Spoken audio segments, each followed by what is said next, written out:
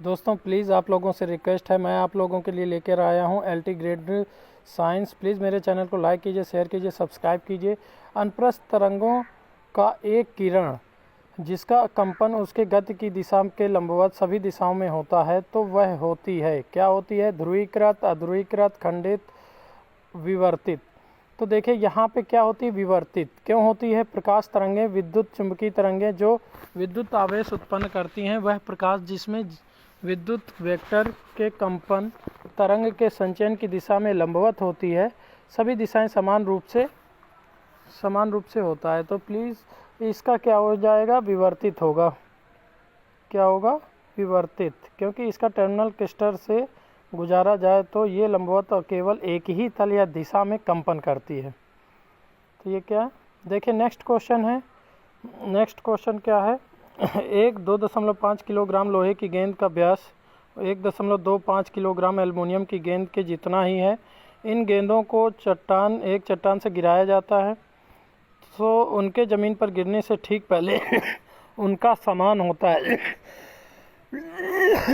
त्वरण, संवेग, गतिज ऊर्जा, स्थितिज ऊर्जा। तो यहाँ पे ऑप्शन नंबर ए राइट है, त्वरण। तो देखिए पृथ्वी के कारण जो गुरुत्वीय त्वरण लग रहा है वह हमेशा नियत रहता है और पृथ्वी के केंद्र की ओर लगता है, जहाँ गुरुत्वीय त्वरण 9.8 मीटर पर सेकेंड स्क्वायर दिया होता है। तो गिरने से पहले, ज़मीन पर गिरने से पहले क्या तो इक्वल होता है? त्वरण। गिरने से पहले त्वरण इक्वल होता है। दोस्तों प्लीज़ मेरे चैनल को लाइक कीजिए, शेयर कीजिए और सब्सक्राइब जरूर कीजिएगा। मैं आप लोगों के लिए लेकर आया हूँ बहुत इंपॉर्टेंट क्वेश्चन। देखिए इंपॉर्टेंट क्वेश्चन आ गया है। वह उपयुक्त अपक्रिया जो बेंजीन को टॉलुइन में बदल दे। वह उपयुक्त अपक्रिया जो बेंजीन को टॉलुइन में बदल दे। देखिए कौन सी अपक्रिया है? एल्डोन संघनन, हाइड्रोजनीकरण और योगात्मक फ्रीडल क्राफ्ट एल्काइलीकरण। फ्रीडल क्राफ्ट एल्काइलीकरण जिसके बाद अपचयन होता है। तो देखिए सबसे इम्पॉर्टेंट क्वेश्चन है ये। तो बेंजीन क्या है? बेंजीन को टॉलुइन में बदल कौन सी अपक्रिया कर सकती है? वो है फ्रीडल क्राफ्ट एल्काइलीकरण। कौन सी अपक्रिया है? फ्रीडल क्राफ्ट एल्काइलीकरण। फ्रीडल क्राफ्ट एल्काइलीकरण है। सो देखिए अब हमारा नेक्स्ट क्वेश्चन आने वाला है। दोस्तों प्लीज़ मेरे चैनल को लाइक कीजिए, शेयर कीजिए और सब्सक्राइब ज़रूर कीजिएगा बेल आइकन दबा के, ताकि मेरे वीडियो सारे आपके पास आ सकें और ये पेपर आपके पास पहुंच सके। तो इसका क्या हो जाएगा? फ्रीडल क्राफ्ट एल्काइलीकरण। इसका क्या हो जाएगा? फ्रीडल क्राफ्ट एल्काइलीकरण। सो नेक्स्ट क्वेश्चन आने वाला है। नेक्स्ट क्वेश्चन देखिए आप लोगों के लिए लेकर बहुत ही इम्पोर्टेंट क्वेश्चन आया हूँ मैं। इतने इम्पोर्टेंट क्वेश्चन जो कि हर बार परीक्षा में आते हैं, ऐसे ही क्वेश्चन मैं लेकर लाया हूँ आप लोगों के लिए जो हर बार परीक्षा में आते हैं। तो देखिए नेक्स्ट क्वेश्चन आने वाला है। ये आ गया है। यदि x और y द्रव्यमानों के नाभिकों को साथ में जोड़ा गया है और उसमें m द्रव्यमान का नाभिक बनाया गया है तो क्या होगा? x plus y is equal m, x plus y is greater than m, x plus y is less than m, x plus y is equal y। तो यदि x तथा y द्रव्यमान के नाभिकों को साथ में जोड़कर उसमें नया नाभिक बनाया गया है तो जिसका द्रव्यमान m है, तो x और y का जो संयुक्त द्रव्यमान होता है नए नाभिक के द्रव्यमान से अधिक होता है।